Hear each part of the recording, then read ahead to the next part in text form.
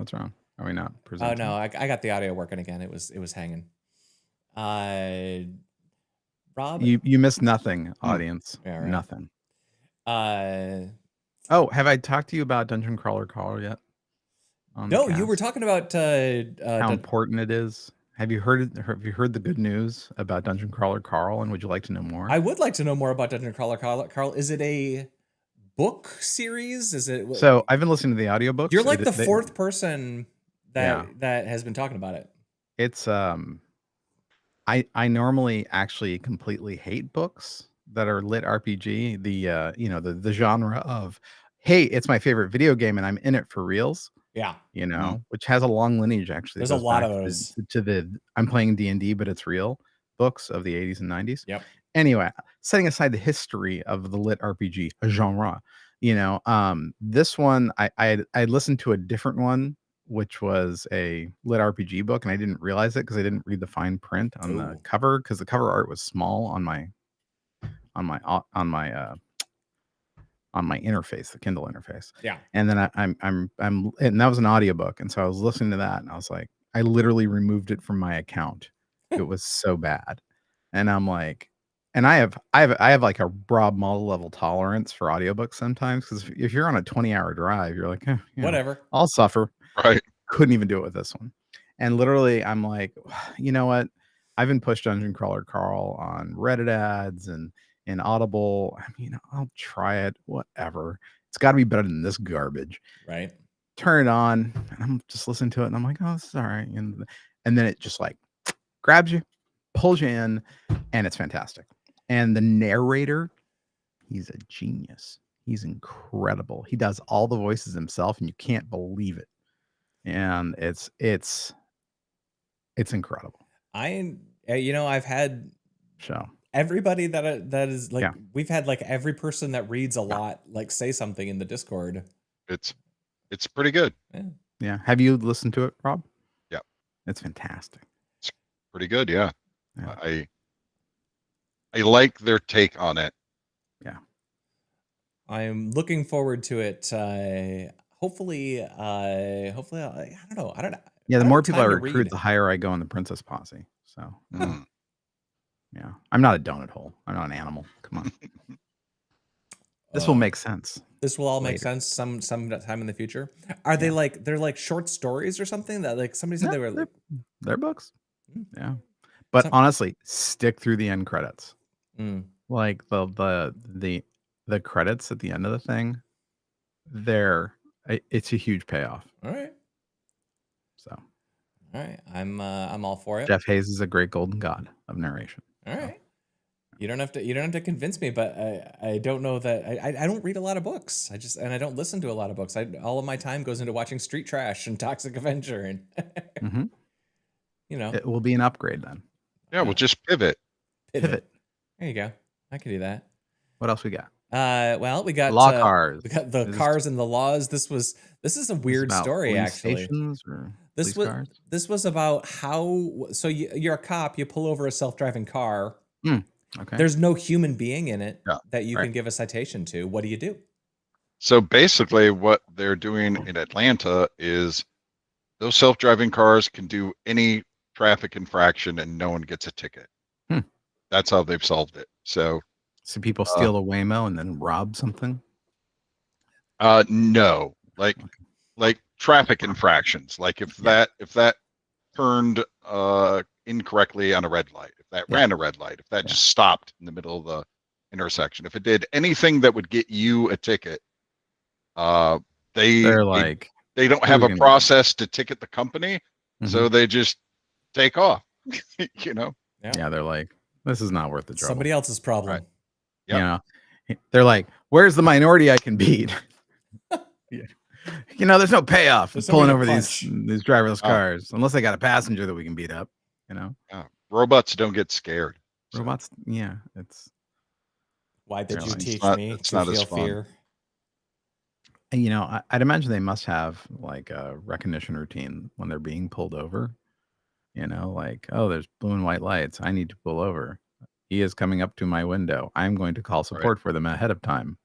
And then it has like a little VC, you know, with the support person. not a Hi, officer. particularly- How can I help you? And he's like, "You've got a gun!" And then he grabs the screen, he throws it on the ground, and he tries to put handcuffs on it. Whoa. So just unplugs it. Wow. I mean, it's not a big deal right now, but Sir, I don't have a gun. more of I'm those just going show for my up. paperwork. They start doing more stuff, and eventually, you just have a bunch of robot cars that can drive 100 everywhere, and on the sidewalk, because Right. there's no penalty. There's no to law. it not following rules. Not breaking the you know? law. Haha. Can't touch me. So, yeah. I have to think figure about that that a fair bit because like the self-driving car, like all the big tests obviously are happening like in California, or they're happening in like Arizona, in dry places and cities with lots of grid type streets. And like I And wonder Los Angeles. Yeah, that's true. But at least they don't have snow necessarily. They don't have rain. And it's like, it's going to be a long time before they're going to feel comfortable. Like, how long before a self-driving car can be ordered Comes to via New an app Hampshire. and lands in my driveway? Like, because Michigan winters, Michigan rain, Yeah. plus Construction season. I mean, it will have to dodge so many potholes. Well, it's actually pretty good at that. Yeah. It's things it can't see. Like the snow and the rain conditions. The really bad like rain conditions in the south, yeah. like where you can't see, But there are roads out here that are mostly potholes. Yeah, It's not about. There's some bad Well, at that spots. point, is it can't- really a road or is it like a tough mutter course? There's a chunk of road, Rob, on the way out to your boat that has some The boat. extraordinary potholes, and like Oh yeah.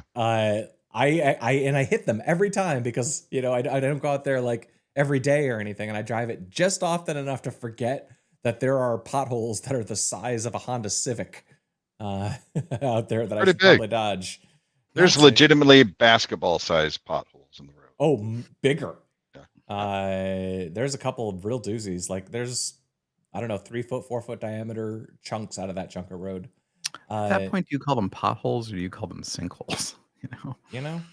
Yeah, there used to be a road that would open up a sinkhole kind of every winter near me, and when I lived in Utah, and I was like, "That's bad news." So Not safe. It is weird that like if you just, well, I guess on some level they're just doing what corporations do, right? A corporation is you take above the law. you take a bunch of people, you put money into a bucket and say it's not me, it's us, and now suddenly nobody's responsible. Like whatever, corporation can basically do anything. And the individuals are 99% of the time they're shielded from that, from things that are like if an individual did it, it would be awful. But a company did it, it's fine. No problem. No problem. Same thing with self-driving cars, right? If 17-year-old Timmy runs you over and you die, then Timmy is a bad person. But if Waymo does it, oh well. Well, they just cut you a check then. Should have looked more careful.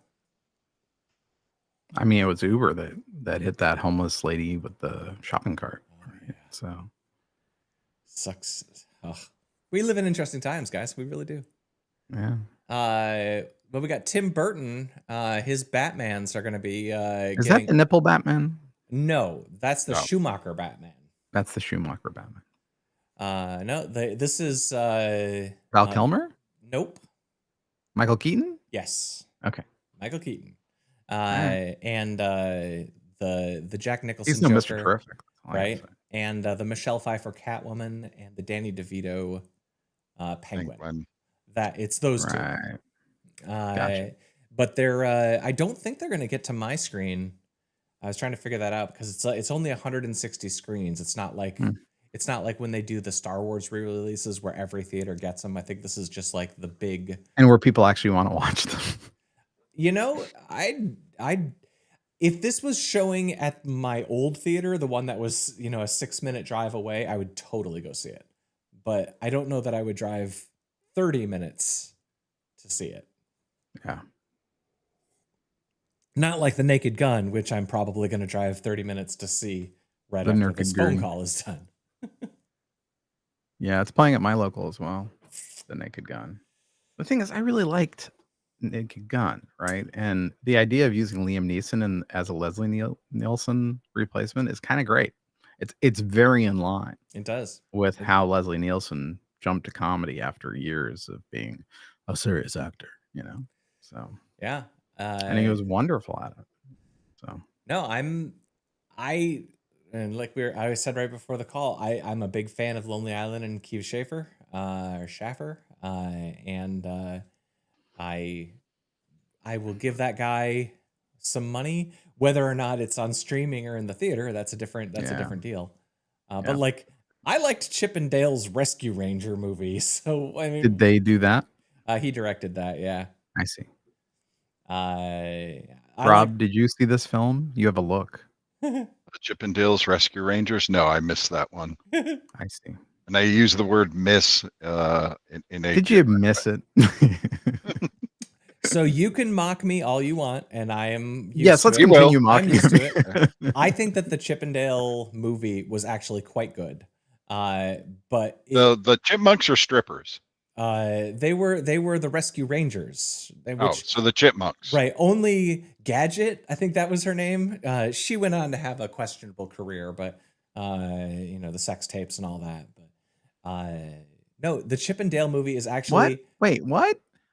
Well, you don't know about Monterey Jack and that whole thing he had with the airplane? You think I don't know, Rob? Oh, okay, Please. sorry. Oh, so you watched the Netflix documentary as well? Yeah. No, the Chip and Dale movie is actually like remarkably good for what it's trying to achieve. If you just go at it to Which enjoy, is money. Yeah, it's trying to achieve right. money. No, the plot is stupid, but if you just think of it as like a series of funny jokes and just enjoy it, because a lot of it is clever plays on animation, so Seth Rogen plays a like, you remember the who directed the Zemeckis Beowulf movie where everybody looked all weird. Everyone looked weird. Yeah. Man. So Seth Rogen plays that character, or plays a character from that era. So he looks weird, and like his eyesight is always wrong. And they're like, they make fun of the fact that he can't establish eye contact because he's from the era of computer animation where nobody could establish eye contact properly. Sure. And there's another running gag where, one of the characters has to have CGI surgery to go from being a 2D cel-drawn animated character to being a 3-dimensional CGI character. And like, that's a joke. Yeah, so you add that with all the cheese puns, and Right. That's a home run. For me. Yeah. No, I think that movie is actually very clever.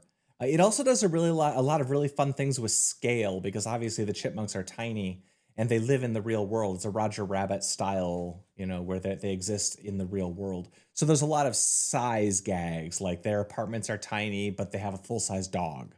Like weird things like that. I think that movie's great. But it's not like a 5-star masterpiece or anything. It's just a 3-star. It's no Kentucky Fried movie. Yeah. Kentucky Fried Movie, man. I enjoyed that tremendously. Yeah, sure. But I'll watch Naked Gun. I'll give you the report next week. Thank you. I'm sure you'll appreciate my feelings.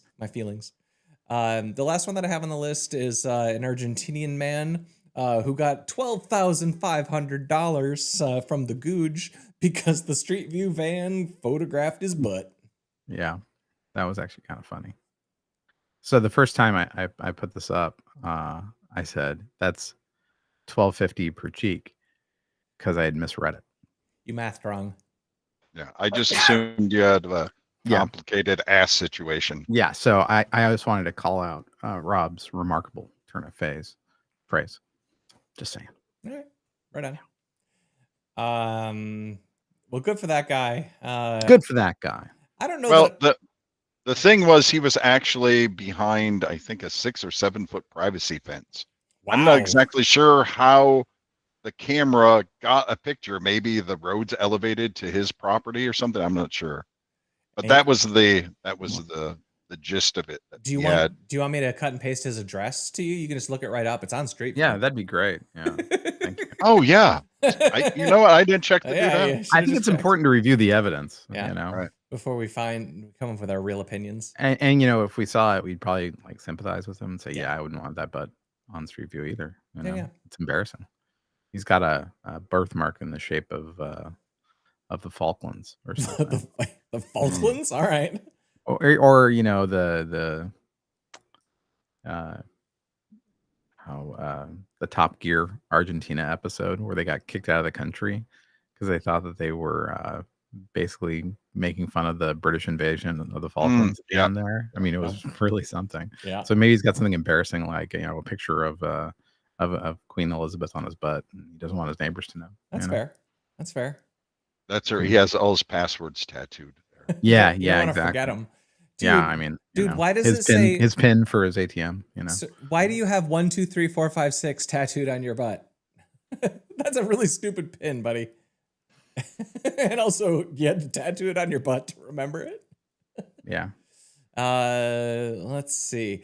We already talked about Street Trash, which is, I think, the only new movie I watched this week. Have you watched anything new, Mr. Roseboom? I have not. Okay.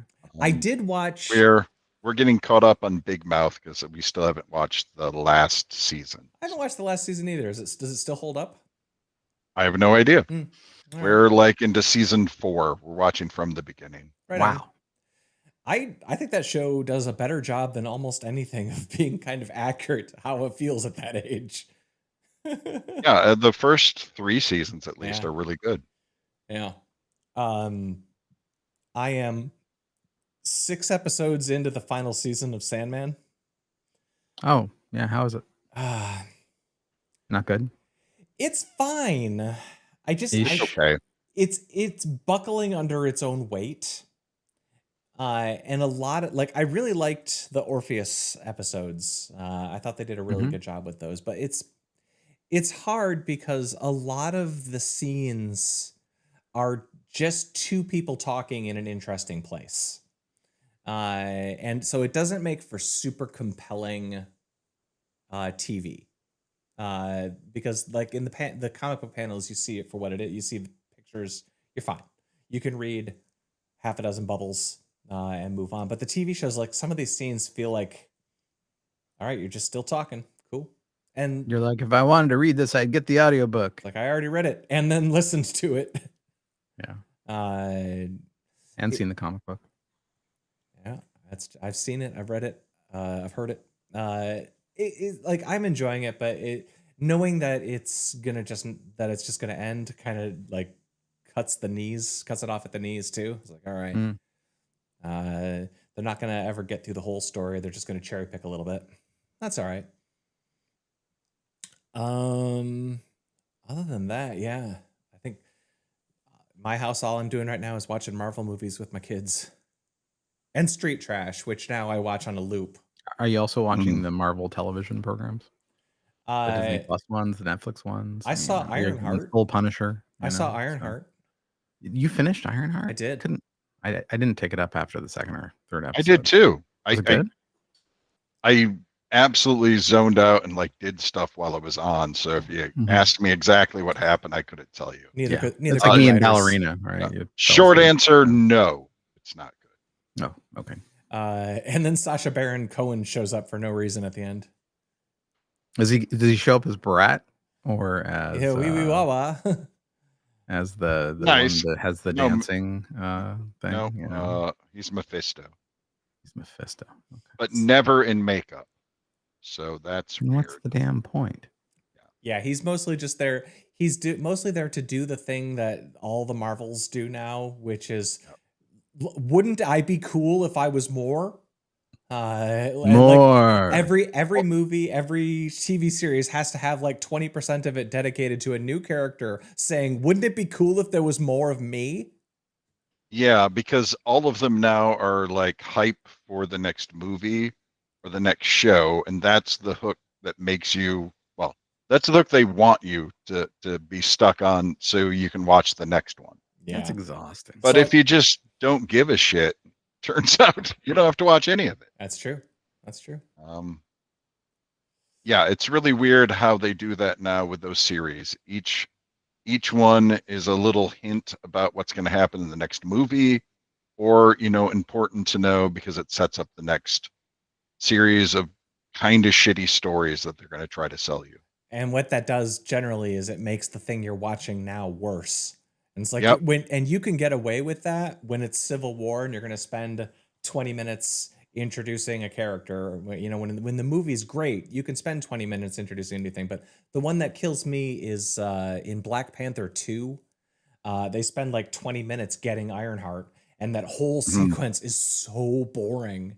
And you're just like, so you made this movie worse to hype me for a thing that I'm definitely not going to be hyped for now.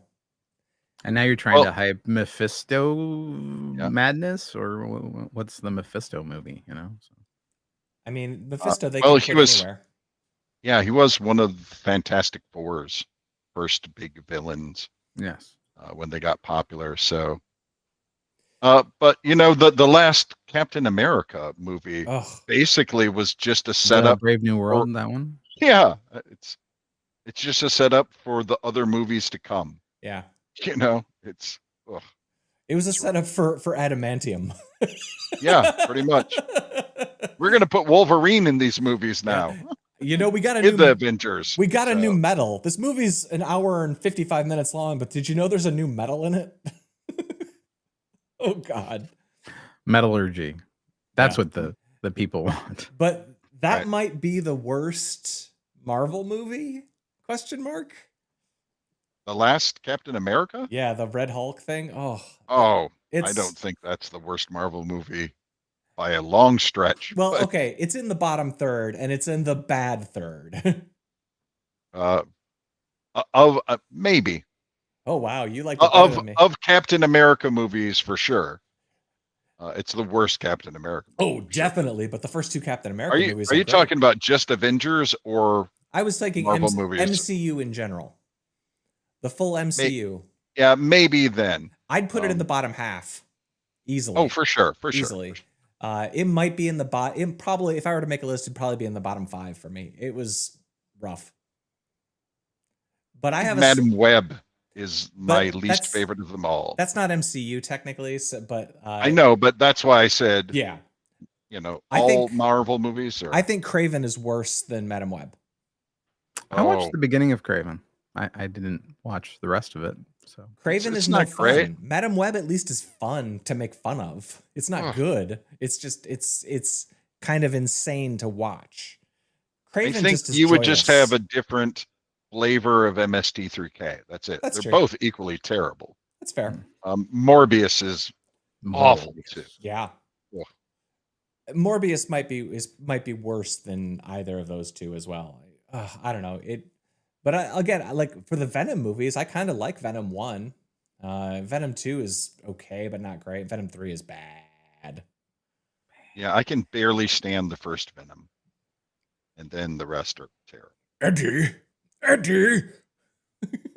Yeah. It had a little bit of charm, a little bit of fun, but I don't mind it because there's a lot of hijinks, and I'm a big fan of the hijinks. You're a hijink person. Yep, and I'm a big fan of street trash. Turns out. Chris, I expect you to watch Street Trash so we can have an in-depth discussion. I'm not going to do that to myself. I apologize, and I like you, but I like me as well. I'm telling you, this is visually an amazing movie. And there's an entire sequence where they cut off a guy's dick and throw it around. I gave Fantastic Four a chance, despite my past reservations about anything with Mr. Fantastic, and it paid off. Yep. You're not doubling down at the table. I am flexible and honest with myself. And one of the things I know about myself, without even watching Street Trash, is I would rather watch the red letter media coverage of it. Absolutely, those guys are great, but I will not spend any time on watching the actual movie. I know this about me, and fair. I don't want to lie to you, my friends, about my capability. I'm just not strong enough mentally to watch that whole movie. I hear you. It'll break me. It's kind of good. You will not break me. That's fine. That's fine. There's many things that are actually good, like unreservedly good, that you could watch instead. I could re-listen to Dungeon Crawler Carl, for instance. You could. That would also be allowed. Let me see. I did watch a couple of movies recently that were the new Star Trek. the show? Or Yeah. do they have a movie that we're ignoring?